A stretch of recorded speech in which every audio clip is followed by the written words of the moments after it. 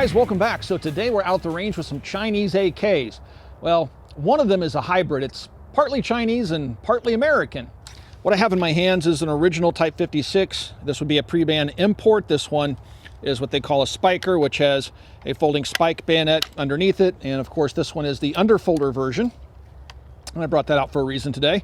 And you'll see how the Underfolder easily clears the inserted 30-round magazine. But this one was manufactured by the factory 380, my eyes are getting so bad, 386. And yeah, you can tell that this is a commercial rifle for the most part. It's marked Poly Technologies on the side.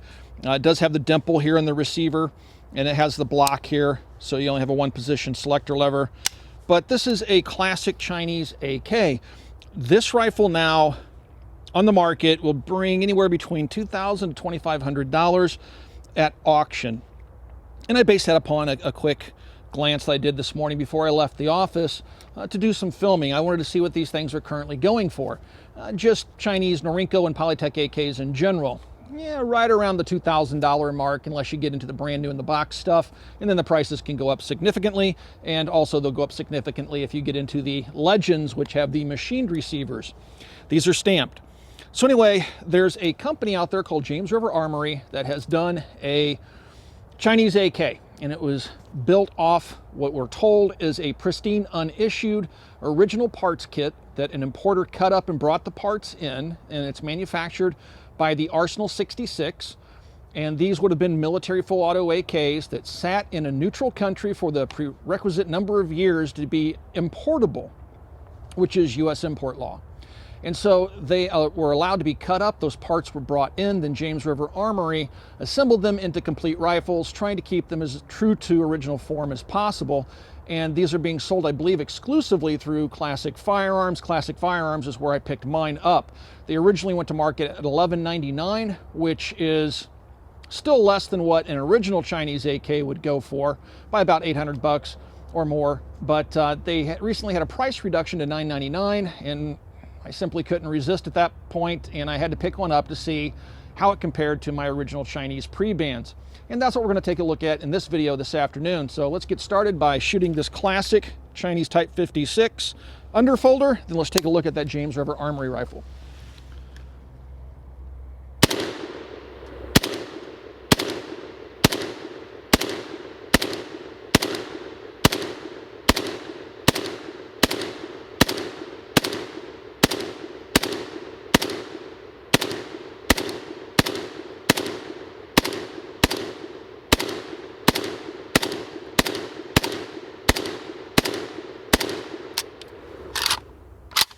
Smooth shooting rifles for sure. 20 years or so these have been gone from import. What a shame. Let's take a look at that James River Armory. This is the James River Armory Type 56 AK. It's made using a US receiver, a US chrome-lined barrel, and a G2 Tapco trigger, non-slap.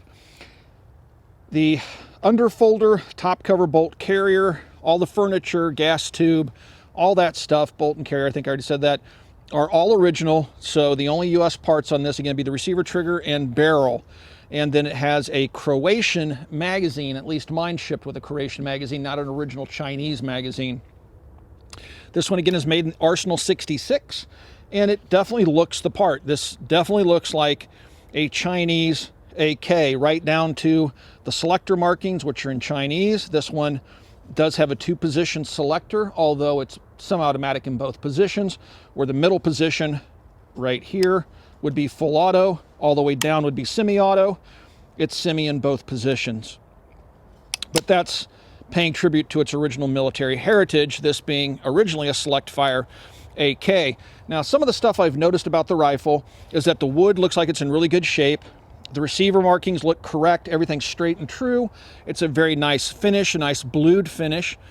Here on the end of the muzzle, we have a muzzle nut.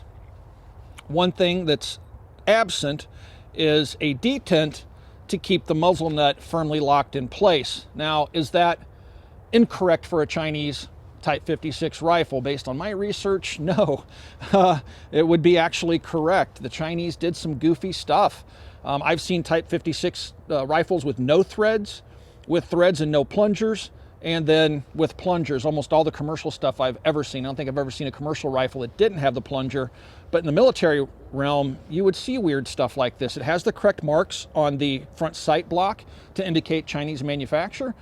So it's just one of those oddities that kind of is endearing to the rifle. If you plan on taking this muzzle nut off though, and you want to put a slant brake on it, it's going to be no bueno. That's just not going to work because it's probably not going to line up. It's probably because you're going to have to crank it all the way down against the front sight base and crank it down to keep it from backing off during firing, because you're not going to have the detent to line it up in the proper position. Many times they're not all the way down against the sight base when they're properly aligned. They align based off that detent. So basically you're stuck with the muzzle nut for the most part, unless you get lucky and the threads happen to work out to your favor. But the gun ships in just a plastic container and one magazine, 130 round magazine, which is again Croatian made. So this is its maiden run. We've checked the bore, there are no bore obstructions, and we've done nothing else to the gun. We're shooting some Fiocchi 7.62x39. This is the Croatian magazine that it ships with. It's interesting to note that it has the window in the back of the magazine like the Chinese mags would. But anyway, it's definitely not a Chinese magazine. Go ahead and insert the mag into the gun. Fits nice and smooth. You'll notice there are no dimples. Again, I have pictures of military Type 56 AKs with no dimples on the receiver, so that would not be incorrect.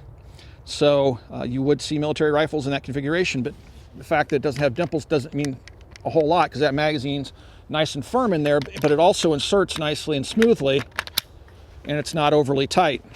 All right, let's go ahead and charge the rifle. It's on fire. Let's see how she shoots.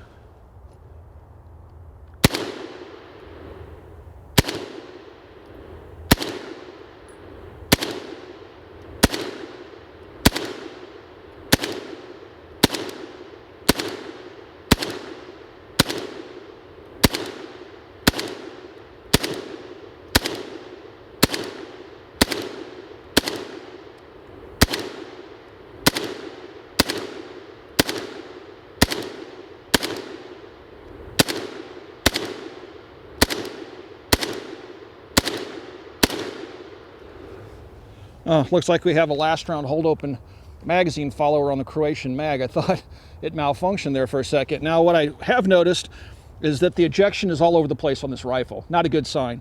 I actually had one of the spent cases come forward and hit me on the pinky. I've noticed some were just limping out and some were going out, as they should. Typically AKs will heave their spent cases into the next zip code. This rifle was kind of throwing them all over the place. And again, that's not a good sign, which could mean there may be some malfunctions in this rifle's future. I hope not. But everything else seems to be really, really solid. Everything seems to be correctly built on the gun. The rivets look good.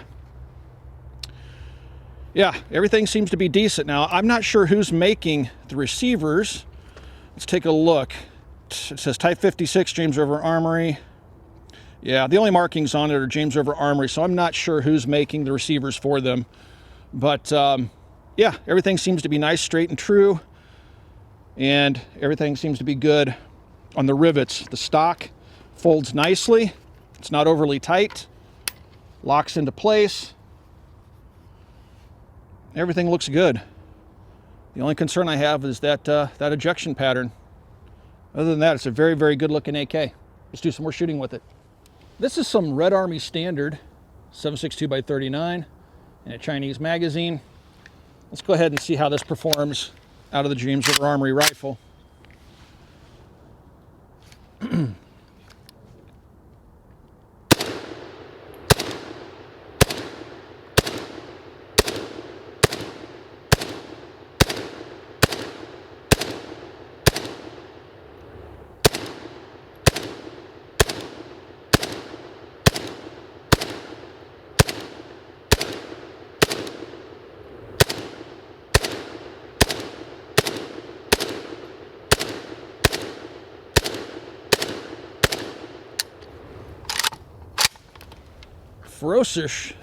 Ferocious muzzle flash somewhere from the front of the gun, but that stuff's a little bit hotter. There's even a little bit more of a recoil impulse with it, but it seems like it works okay. We'll have to take a look at the video and see how the ejection pattern looked. We've had no malfunctions with the rifle. Matter of fact, we were doing some shooting with the the original Chinese AK a little while ago, and out of a magazine, one magazine, we did see one round go kind of forward.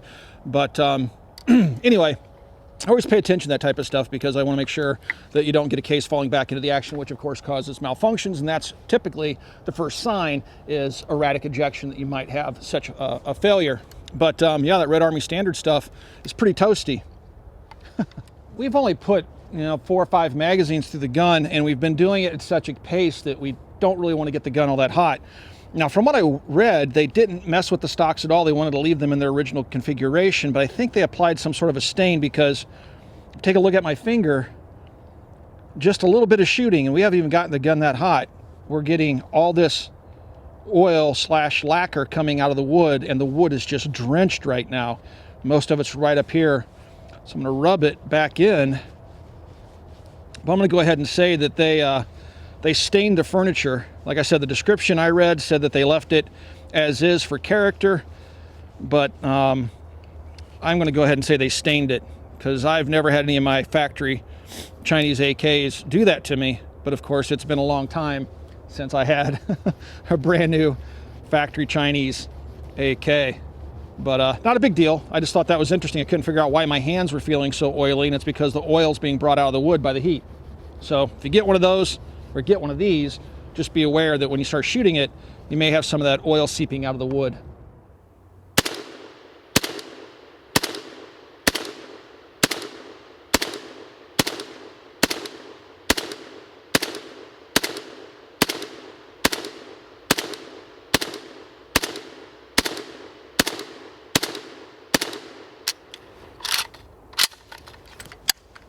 So we've been shooting the rifle a little bit. Now let's take the gun apart and see what it looks like on the inside. I also want to do a quick serial number check because on Classic Firearms website, I read at least one review where the reviewer said that they were having, or that they did not have all numbers matching, which would be awkward for a gun like this, which is supposed to be an unissued kit. So all the numbers should match. So we'll do a quick check of that. I just want to take a look at the rivets and take a look at how well the gun's doing after about 300 rounds or so.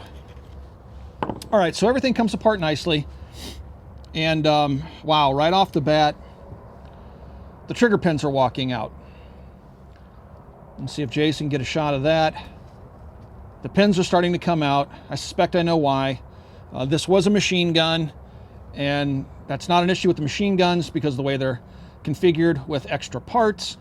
With the semi-automatics, you have a shepherd's hook. Actually, have a little wire that wraps around inside there and then connects to your safety lever. It's a spring wire, and it'll wrap around the pins and hold the pins in, which have little U-shaped notches cut into them to keep them from walking out. So the pins are walking out because James River Armory did not put any type of retaining mechanism in there. So that's something you can pick up online. Shouldn't cost you more than a couple bucks. But given the fact that these have walked out as far as they have, I highly recommend doing that. I'm going to do that for this rifle. Not a major problem, but I would expect them to know better and actually put that in the gun. All right, so here you can take a look at some of the markings on the gun, and I just noticed that this rivet is kind of half-assed. The others look pretty good. This one is crushed at a steep angle. Now, I've seen worse on some of the Chinese guns, but it's got a good press to it, but it's definitely half-assed. All right, but the other rivets look good. Here you can see the markings on the trunnion. And this one has serial number, last 3 digits, 550. So we're going to take a look at the other parts. Everything else seems to be pretty good on the gun. Finish looks good. The receiver's nice and straight and true. Don't see any signs of wear, but I mean, I wouldn't expect it because it's all like Chinese trunnion and stuff like that. Everything moves freely. The stock works as it should. Now, I did mention that the oil was seeping out of the wood when it got hot. Not something to be concerned with. It'll stop eventually. Just keep rubbing it back in, and you should be fine. That's not a major issue. Just pick up a shepherd's hook or some other retention device for your trigger pins. So we have 550 here on the top cover, so that matches the trunnion. Have 550 on the recoil spring and guide, which matches the trunnion. Have 550 on the bolt, which matches the trunnion, and on the carrier as well. So all the numbers seem to match on this rifle. Now, if somebody got one that didn't have numbers matching, that just could have been an assembly error at James River Armory. You know, humans make mistakes, but it should have all numbers matching again, which would make sense to me. Everything's clearly struck, and aside from that trigger pin issue, that's about the only problem I see so far with the gun. It looks like perhaps one of the trigger springs, hammer springs, is dropped into one of those notches and may not walk out any further, but you don't want your trigger pins sticking out that far. You need them set into the holes, because otherwise they could start to damage the hole, and they're sticking out quite a bit. So probably not going to shoot the gun a whole lot more this afternoon until I can get some sort of a shepherd's hook or something in there to keep those pins from walking out and causing any damage to the receiver. Guess I should put my gas tube back on first. Oh, that's tight. All right, let's try this.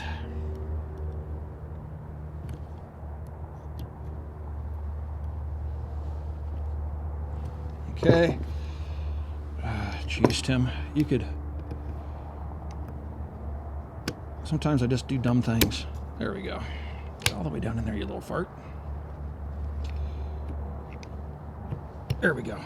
All right, got that together. Let's go ahead and put the bolt and carrier back in. Everything's fighting with me this morning. All right. Bolt and carrier back in. Recoil spring. And that's it. All right.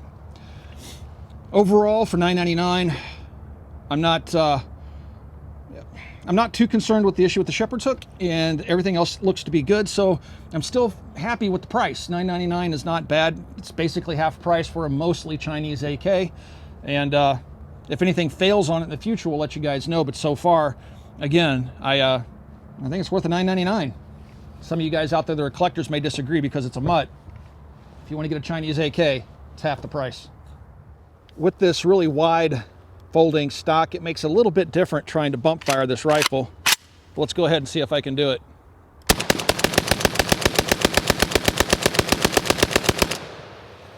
Yeah, I can bump fire it. And this is the safety sally pit. This is where we like to shoot to get all the safety sallies wound up, because we're shooting over water. But once again, we know what's out there, and this is my hole. I dug it, and so I get to shoot at it.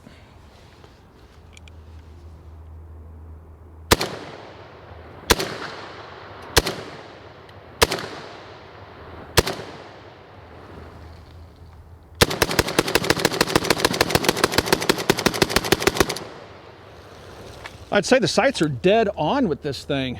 Yeah, a lot of fun. I love shooting AKs, I really do.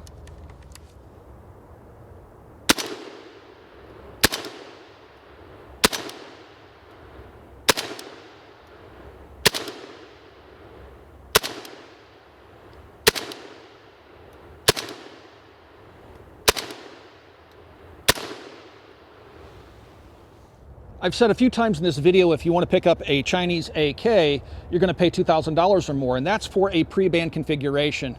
Keep in mind, after 1989, they changed the design of the rifles considerably to get them into the country before they were ultimately banned completely from import. And that includes MAC 90s and NHM 91s and guns like that. They have thumb hole stocks on them. They're going to lack things like the cleaning rod, no muzzle device. You're definitely not going to get an underfolder. And yes, you can still find those for right around $1,000 if you want an original Chinese rifle, but you don't care if it has the original military configuration. So when I say this is half the price of a Chinese AK, I'm talking about a pre-ban rifle that has all the features that this rifle has.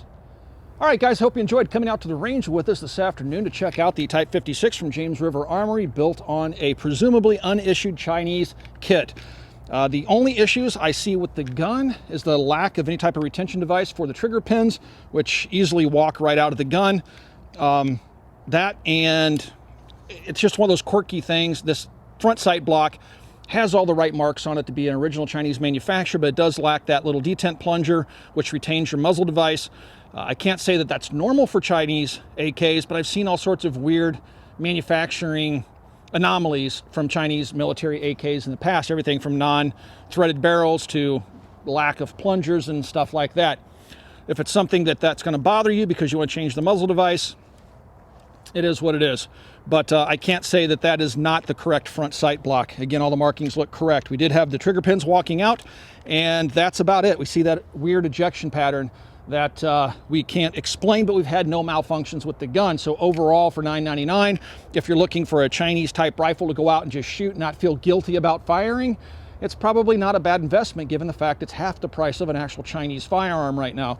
So yeah, that, and again, I want to mention the dimples. No, it does not have a dimpled receiver, but I have seen military Chinese AKs that don't have dimples. So again, it's probably correct for what these guns may have looked like originally.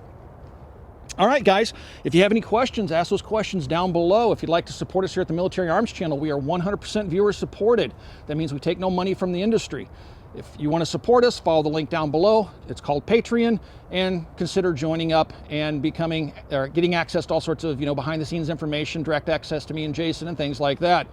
Another way to support us here at the channel is to go buy Forged from Freedom, pick up a t-shirt, and that includes hoodies and sweaters, and we have all sorts of cool designs, and that directly supports us right here at the Military Arms Channel as well. And last but not least, please swing by and check out Copper Custom. And we are Twitch gamers, so if you guys want to check out a stream, there's a Twitch link down below. Give it a click, subscribe, and come join us for a stream. If you're a Patreon, come join us in the game and play with us. All right, guys, please don't make fun of me for saying come play with us. We're going to go ahead and fire off the last 30 rounds and head home. Thanks for watching. Thanks for 11 years of support. We'll talk to you guys soon.